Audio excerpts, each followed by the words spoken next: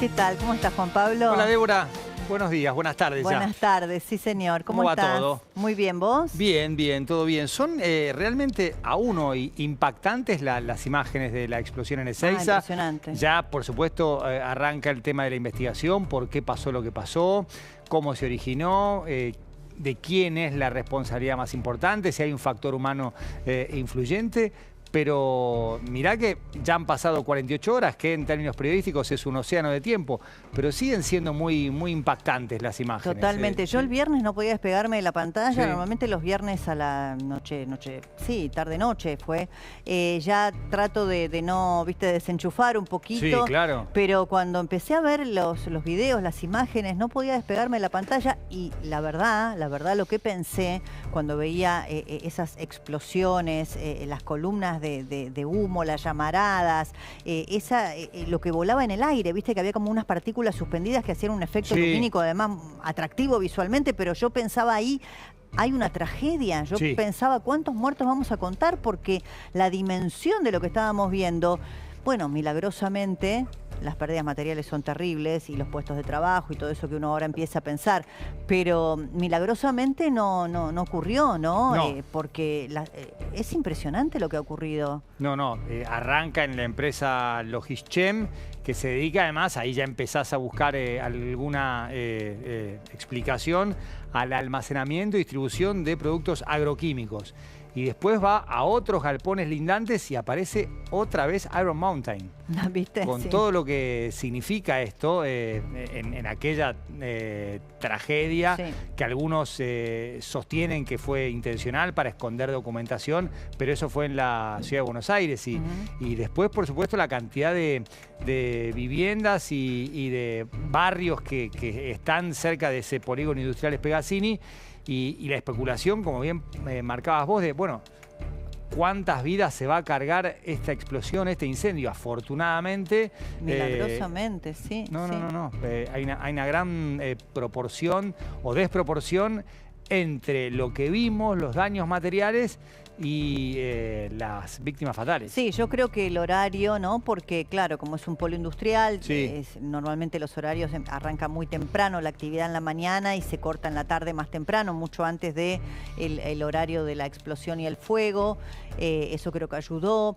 Yo hablé con alguien de Defensa Civil el sábado que me explicaba que como precisamente es un polo industrial, tiene calles que permitían hacer el cortafuego, digamos, ¿no? Y el trabajo de bomberos y de Defensa Civil.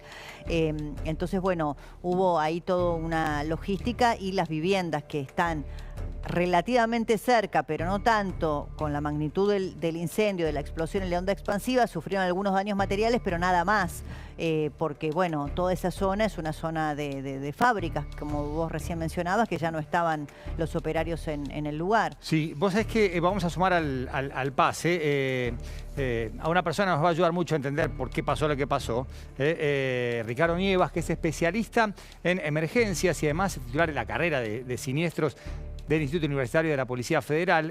Ricardo, gracias por venir, un placer. No, por favor. ¿Usted estaba en Canning? Yo vivo en Canning. Así ¿Y que estaba justamente... ahí cuando se produjo la explosión? Sí, se escuchó. Si bien estaba a una distancia relativamente lejos y cerca, ¿no? Pero como es parte de descubierta, pero se escuchó la explosión, sí. A ver, recién preguntábamos con Débora, ¿por qué pasó lo que pasó o por qué pudo haber pasado lo que pasó? Bueno, primero tenemos que partir de la base que el riesgo cero no existe, entonces siempre está la posibilidad de que ocurra, ¿no? Por supuesto que con la información que se tiene, es evidente que lo que hay que determinar es si hubo una intencionalidad o algo accidental. Normalmente es probable que haya ocurrido eso, ¿no? Que es por una negligencia, impericia. Y teniendo idea de las características que tiene el lugar, ese depósito con materiales justamente derivados de la industria agroquímica. Sí, la empresa. Exactamente. Muchas veces ocurre que hay todo un protocolo, ¿no? De cómo almacenar ese tipo de productos y tener cuidado que no sean incompatibles entre sí. Hablando de productos, yo leí algo, lo voy a leer porque son cosas técnicas que no conozco, de algunas de las personas que trabajan allí en algunas de estas industrias. Dicen, un producto, hablan de un producto que largaba mucho vapor y que habría sido guardado junto a otro producto denominado peróxido y que son sustancias que no tienen que estar juntas porque son reactivas. ¿Puede pasar algo así? ¿Que haya sustancias que no...? Justamente puede pasar, y ahí es donde está la cuestión de la accidentalidad, ¿no? O sea, tal vez por una negligencia, imprudencia o impericia puede llegar a producirse. O sea, en eso hay que tener mucho cuidado. Trabajaron más de 380 bomberos durante el fin de semana. Hoy a las 9 a.m., cuando empiezan los peritajes, la investigación, todavía había humo en la zona.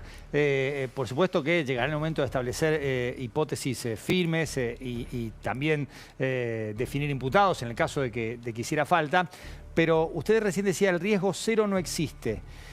Imagino que las compañías deben tener personal especializado, como bien planteaba Débora. Si estos dos elementos de la tabla periódica que hemos estudiado en el secundario producen combustión, no se juntan y tiene que haber una distancia más que prudencial para que no haya una mezcla explosiva. ¿Esto pasa en las compañías o puede ocurrir que la fatalidad aparezca? Ahí es donde, bueno, interviene la cuestión de servicio interno de cada empresa, ¿no?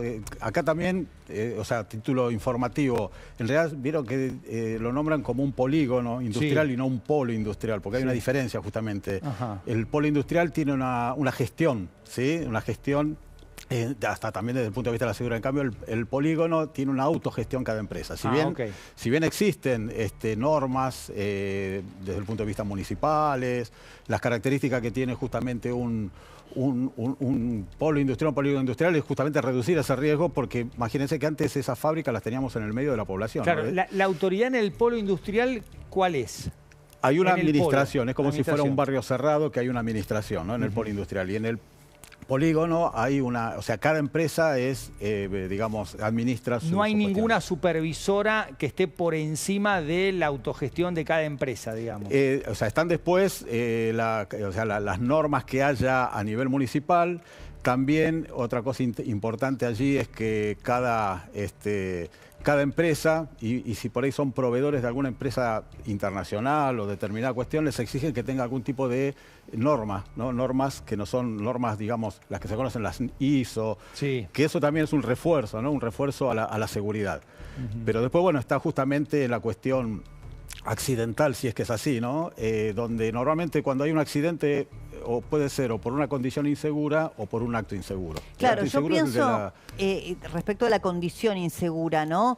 Que acá había empresas muy reconocidas, bueno, importantes, grandes, con una enorme cantidad de empleados. Quiero decir, las pérdidas para ellos han sido tan significativas, más allá de que van a actuar las compañías de seguros, que imagino yo que deben tomar todos los recaudos para evitar una situación así. Evidentemente, bueno, hay algo que no se pudo prever.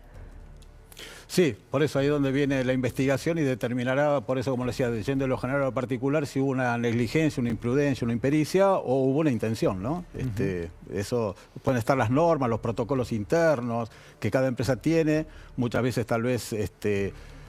no sé, se dejan de lado algunos pasos y ahí es donde ocurre la... Sí, porque yo me acordaba de algunos hechos recientes en industrias, en donde se producen estos incendios importantes por la combustión de los elementos que se producen allí, pero que eran más precarias o que estaban en zonas cercanas con otras viviendas. Acá estamos hablando de un polo industrial. Imagina uno que tiene muchas normas de seguridad y además, como digo, en el costo-beneficio para las empresas es más importante invertir en la prevención que después pagar estos costos económicos, ¿no? De ver la destrucción prácticamente total. Aporto algo más, Débora. El polígono es el parque industrial más viejo y el más grande de la zona.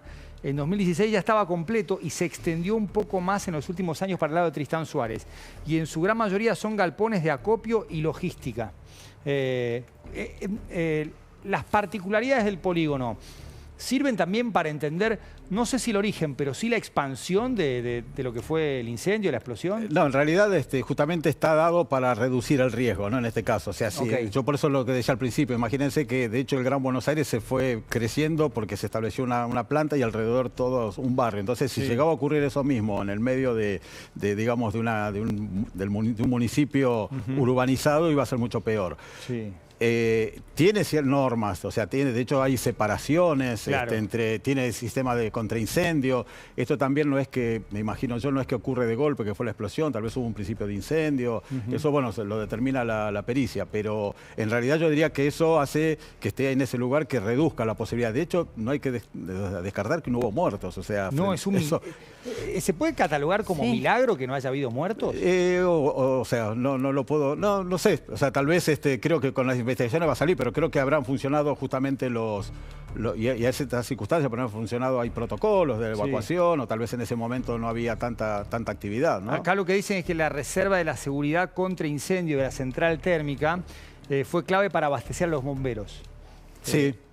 Bueno, hay que destacar el trabajo, porque una cosa es la gestión que estamos hablando nosotros, ¿no? Todas esas medidas de seguridad, y después la respuesta a la emergencia, que justamente solo es el sistema de emergencia, y que la verdad funcionó en forma destacada, ¿no? O sea, Yo hablaba, Ricardo, con alguien de Defensa Civil el sábado que me explicaba que las características del polo industrial y algunas calles que cortan, circundan, que dentro del mismo polo les permitió hacer como un cortafuego y hacer un buen trabajo, así me lo explicaba el de Defensa Civil, ¿no? A los bomberos y a toda la gente que participó de la logística. Claro, sí, son distintas circunstancias, de hecho también el acceso, ¿no? Está ahí está justamente la autopista 6 a Cañuelas, que también eso favorece al acceso rápido de los medios del sistema de emergencia, digamos, la distancia que hay entre uno y otro, por eso digo, el riesgo cero no existe, puede llegar a ocurrir, y bueno, y ante estas circunstancias se expandió por las características de los elementos que había en ese depósito. La fiscal veló que está empezando, por supuesto, a tomar testimonios, recolectar pruebas. Hay un plazo, no sé si prudencial, pero si se quiere, marco para saber cuándo vamos a tener más relieve en la causa. Y, o sea, eso de acuerdo a las circunstancias también de cómo está. De hecho, todavía hay fuego. O sea, el lugar donde se debe trabajar tal vez no tiene acceso el personal de peritos. O sea, eso va a variar de distintas... Sí, también se basa mucho no solamente en el aspecto físico de ver qué es lo que ocurrió, sino también por testimonios, ¿sí? O sea que...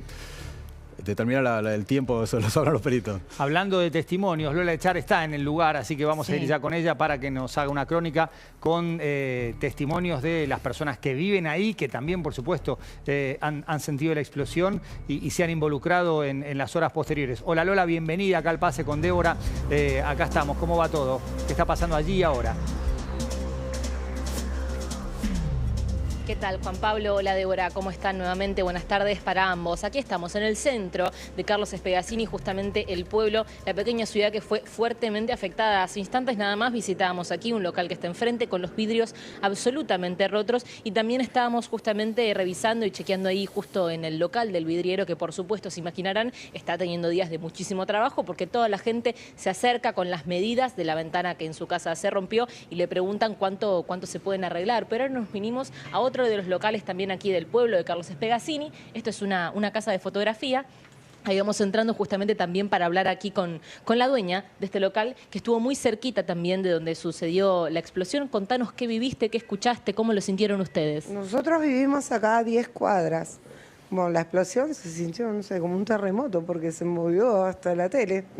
Salimos pensando que había caído un rayo y cuando voy al parque veo todo el hongo rojo, una nube impresionante, y salimos afuera, empezaron a caer unas partículas y bueno, nos llamaron que se había roto los vidrios acá, así que nos tuvimos que venir enseguida para sacar todas las cosas de la vidriera, todo, y ver de qué tal magnitud era.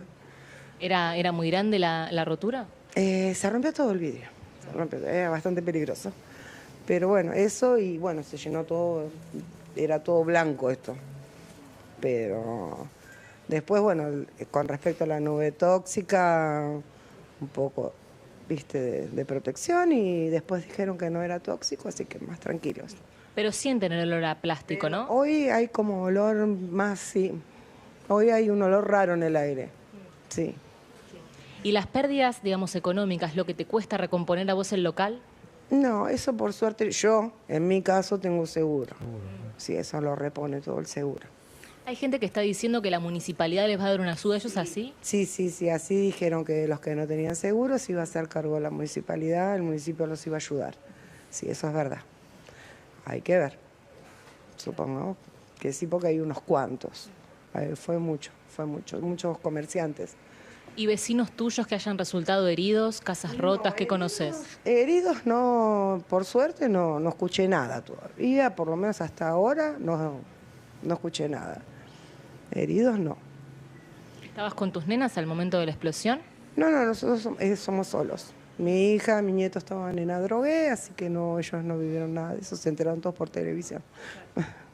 Por suerte estábamos los dos solitos. Menos mal. ¿Cómo es tu nombre? Mónica. Mónica, muchas gracias. Bueno, Juan Pablo, ahí escuchamos el testimonio de Mónica, que por suerte salió ilesa de la situación, pero por supuesto lo que nos decía recién ella, ¿no es cierto? Absolutamente todo el local destruido, los vidrios del frente que los tuvo que recomponer, y como decíamos hace instantes nada más, esta no es una situación particular de este local, sino es lo que se repite a lo largo de todo Carlos Spegazzini. Vidrieras rotas, vidrios rotos, y esto que complica por supuesto muchísimo la economía local del lugar. Sí, imagino que es el retrato de una ciudad conmovida por pérdidas materiales y que afortunadamente no tiene que lamentar ninguna víctima fatal. O sea que hay una gran desproporción, por suerte, entre los daños materiales y ese cero de víctimas fatales.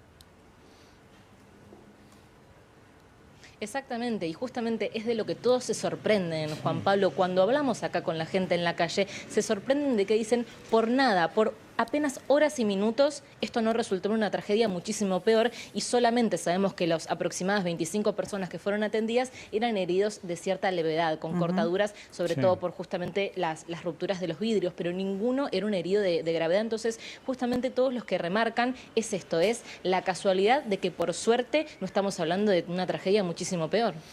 Lola, muchísimas gracias por la cobertura desde ahí de Carlos Spegazzini. Muchas gracias. Bueno, Ricardo, la expresión desgracia con suerte quizá quede chica por la proporción de la explosión, del incendio y del alcance. Pero afortunadamente sí podemos decir, pudo haber sido muchísimo peor, pudo haber sido una tragedia. Sí, puede haber sido peor justamente tal vez analizándose después, tal vez por todas estas medidas preventivas que se tomaron, ¿no? Pero bueno, siempre que se gestione previamente, las consecuencias van a ser diferentes, ¿no? Pero en consecuencia sí, o sea, de acuerdo a la magnitud que hubo, por haber sido mucho peor, eso seguro. Ricardo, muchísimas gracias, un placer. Gracias. Débora, un placer, la seguimos por mañana. Favor.